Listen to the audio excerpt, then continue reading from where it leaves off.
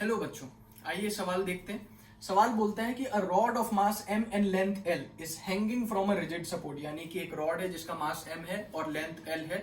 इसको आपने छत से, सीलिंग से जो है रिजिड सपोर्ट से हैंग करा हुआ है, ठीक है। उसके बाद बोल रहा था tension in the rope at a distance x from the rigid support, यानी कि ये जो टॉप मोस्ट पॉइंट है जहां से हैंग कर रहा है उससे x डिस्टेंस नीचे कोई अगर पॉइंट है तो वहां पे आपको जो है टेंशन बताना है। तो याद कीजिए, हमने लेक्चर्स में पढ़ा था न्यूटन्स लॉज ऑफ मोशन जो चैप्टर चल रहा है कि जो मासलेस रोप होती है ना, मासलेस रोप यानी कि एक ऐसी स्ट्रिंग या रोप जिसका कोई मास नहीं है, तो उसमें टेंशन क्या रहती थी, सेम थ्रू आउट रहती थी।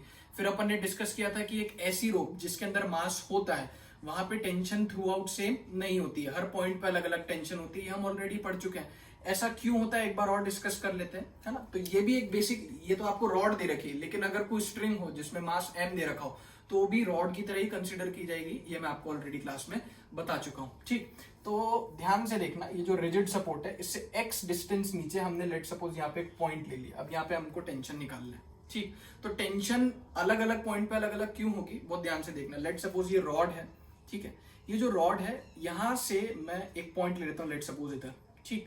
तो अब इस पॉइंट पे टेंशन आएगा क्यों, इस पॉइंट पे टेंशन इसलिए आएगा क्योंकि इस पॉइंट के नीचे जितना भी ये जो मास है अटैच्ड, इससे बोल सकते हैं कि अटैच्ड है, इसके वेट के कारण ये जो नीचे वाला मास है ये इसको नीचे खींच रहा है, इस वजह से टेंशन क्रिएट होगा, इस वजह से इस पॉइंट पे टेंशन आएगा, ठीक। तो डिपेंडिंग अपॉन द पॉइंट, आप कौन सा पॉइंट ले रहे हो, जैसे लेट सपोज मैंने ये यहां एक पॉइंट ले लिया, इसके नीचे कितना मास अटैच्ड है, ये वाला मास अटैच्ड है, तो इस पॉइंट पे टेंशन किस वजह से होगा, जो नीचे लटका हुआ नीचे अटैच्ड जो मास है इसके वेट की वजह से यहाँ पे टेंशन आएगा, ठीक है। तो अब अगर मैं आपसे पूछूं कि ऐसा कौन सा पॉइंट है जहां पे सबसे ज्यादा टेंशन है, तो ध्यान से देखिए, जो टॉप मोस्ट पॉइंट है इस वाले पॉइंट पे सबसे ज्यादा टेंशन होगा। ऐसा क्यों, क्योंकि इस वाले टॉप मोस्ट पॉइंट पे नीचे सबसे ज्यादा चीज है, सबसे ज्यादा मास है, जो जिसके वेट के कारण यहाँ पे टेंशन आएगा। और ऐसा कौन सा पॉइंट है जहां पे सबसे कम टेंशन है, जो सबसे नीचे वाला पॉइंट है। इस पॉइंट के नीचे क्या कोई मास है, नहीं, तो इसका मतलब यहाँ पे नीचे वाले, सबसे नीचे वाले बॉटम मोस्ट पॉइंट के नीचे कोई मास नहीं है, तो टेंशन भी कितना हो गया, 0। तो उसी प्रकार से देखते हैं, लेट सपोज ये जो आपका रिजिड सपोर्ट है, यहाँ पे लिख लेते हैं रिजिड सपोर्ट, इसे कितना नीचे, x डिस्टेंस नीचे, टेंशन कितना है। तो यहां पे ध्यान से देखना, यहां पे टेंशन आएगा क्यों, यहां पे टेंशन आएगा क्योंकि ये वाला जो मास है ना, ये जो इसके नीचे जो चीज है, जो मास है, ये ग्रेविटेशनल पुल इस पे लगेगा, ठीक है। इसके वेट की वजह से यहाँ पे टेंशन क्रिएट होगा। तो यही टेंशन तो आपसे पूछा है, ये टेंशन कितना है, ठीक है। अब एक बात बताइए, इसका डिस्टेंस आपको x दे रखा है, टोटल लेंथ l है, तो ये जो नीचे मास है इसका लेंथ कितना हो गया, मैं बोल सकता हूं l माइनस एक्स। याद कीजिए, हमने बचपन में यूनिटरी मेथड पढ़ा था। क्या था यूनिटरी मेथड, अगर 1000 रुपए के 10 किलो आम, तो 1 किलो आम कितने के, 100 रुपए के। उसी प्रकार से क्या मैं बोल दूं, बहुत ध्यान से देखना, बेसिक है, कोई बहुत ज्यादा टफ चीज नहीं है। अगर इसका टोटल लेंथ l है ना, रॉड का टोटल लेंथ कितना है l, उसमें कितना मास डिस्ट्रीब्यूटेड है बेटा, m मास डिस्ट्रीब्यूटेड है। तो मैं क्या बोल सकता हूं कि पर यूनिट लेंथ में कितना मास डिस्ट्रीब्यूटेड होगा, बहुत ध्यान से देखेंगे, m बाय l, यानी कि 1000 रुपए के 10 किलो आम, तो 1 किलो आम कितने के, 1000 बटे 10, यानी कि 100 रुपए के। इसका मतलब क्या मैं बोल दूं कि पर यूनिट लेंथ में इतना मास छुपा हुआ है, हाँ या ना, ठीक है।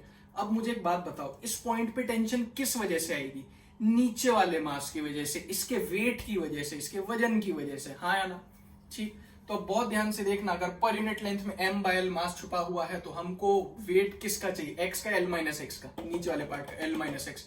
तो l माइनस एक्स वाले पार्ट का मास कितना होगा पर यूनिट लेंथ में, m बाय l, तो 1 इंटू, ध्यान से देखेंगे, 1 इंटू l माइनस एक्स, इसमें कितना मास होगा, m by l into l minus x. ये क्या है, ये है आपका मास, कितने पार्ट का, l माइनस एक्स, इस लेंथ का ये है मास। अब ये तो मास है, मास और फोर्स में फर्क समझते हैं कि नहीं, है ना। फोर्स यानी कि हमको बात करनी पड़ेगी वेट की। वेट कैसे आता है, mass into acceleration due to gravity, g. तो हो गया, अपना आंसर आ गया, बहुत ध्यान से देखना। ये है m by l into l minus x, mass into g किया आपने, तो m by l into l minus x into g, हो गया काम। ये वेट है किसका, इस वाले पार्ट का, तो इस पॉइंट पे टेंशन किस वजह से आएगा, इस वेट की वजह से। तो तो ये हो गया आपका आंसर। ध्यान से देखेंगे, ऑप्शंस दे रखे हैं ए बी सी और डी, कौन सा ऑप्शन मैच कर रहा है? ऑप्शन मैच कर रहा है ऑप्शन बी, ये हो गया आपका सही आंसर। ये तो हुआ अपना कन्वेंशनल मेथड, नॉर्मल मेथड। अब देखते हैं कि सर अगर हमको तो मन है डायमेंशनल एनालिसिस से हमको सवाल सॉल्व करना है, क्या पॉसिबल है? टेंशन यानी फोर्स का डायमेंशन कितना होता है याद है? MLT-2। पहला ऑप्शन mg, फोर्स के बराबर डायमेंशन कितना हो गया? MLT-2। अच्छा, दूसरा ऑप्शन L-x/L, ये तो लेंथ बाय लेंथ है, तो इसका तो कोई डायमेंशन नहीं है। mg again force MLT-2, L/L-x, C option length by length, कोई डायमेंशन नहीं, इनटू mg फोर्स के बराबर। सिमिलरली x/L इंटू mg, तो डायमेंशनल एनालिसिस से नजर आ रहा है कि ये सवाल सॉल्व नहीं हो पाएगा, है ना? तो लीव इट, डायमेंशनल एनालिसिस से नहीं करना। अब और कौन सा तरीका है? थोड़ी सी देर पहले मैंने तुमको बताया था कि ऐसा कौन सा पॉइंट होगा जहां पे सबसे ज्यादा टेंशन होगी, टॉप मोस्ट पॉइंट। कितनी टेंशन होगी? पूरे मास के वेट के बराबर, ठीक है? यानी कि अगर मैं बोलूं कि इस पॉइंट की मैं बात करूं, टॉप मोस्ट पॉइंट की, तो अगर मैं लिखूं x बराबर 0 है ना, तो यहाँ पे टेंशन कितना हो जाएगा बेटा? पूरे मास के जो ग्रेविटेशनल पुल लग रहा है पूरे मास पे mg, उसके बराबर। अच्छा, बॉटम मोस्ट पॉइंट जो है, बॉटम मोस्ट पॉइंट, ये वाला जो बॉटम मोस्ट पॉइंट है, इसको यहाँ पे लिख देता हूँ। x कितना है यहाँ पे? पूरे l के बराबर है। यहाँ पे टेंशन कितना है? 0, कद्दू।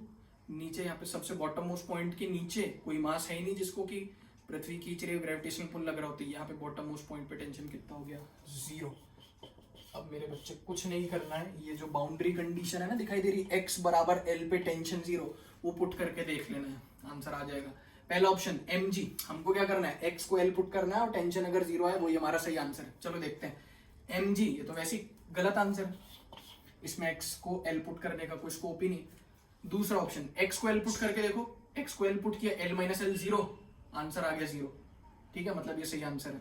सी ऑप्शन, x को l पुट कर दिया, अरे सर l/0 है ना, इन्फिनिटी। x को l पुट किया, डिनोमिनेटर में क्या आ गया? 0 आ गया, मतलब इन्फिनिटी, गलत। डी, x को l पुट करो, ध्यान से देखो, x को l पुट किया, l/l 1 इंटू mg, mg थोड़ी आंसर, गलत। इसका मतलब ऑप्शन रिजेक्शन से भी आप करके देख सकते हो कि अगर हमने x को l पुट कर दिया तो आंसर हमारा कितना आना चाहिए? t बराबर 0। तो ये थे दो तरीके, पहला था कन्वेंशनल मेथड, फिर हमने देखा क्या यहाँ पे डायमेंशनल एनालिसिस काम आएगा? नहीं आएगा, बिल्कुल नहीं आएगा। तीसरा हमने बाउंड्री कंडीशन रख के देख लिया, है ना? तो इस तरीके से भी आप इस सवाल को सॉल्व कर सकते हैं। Thank you.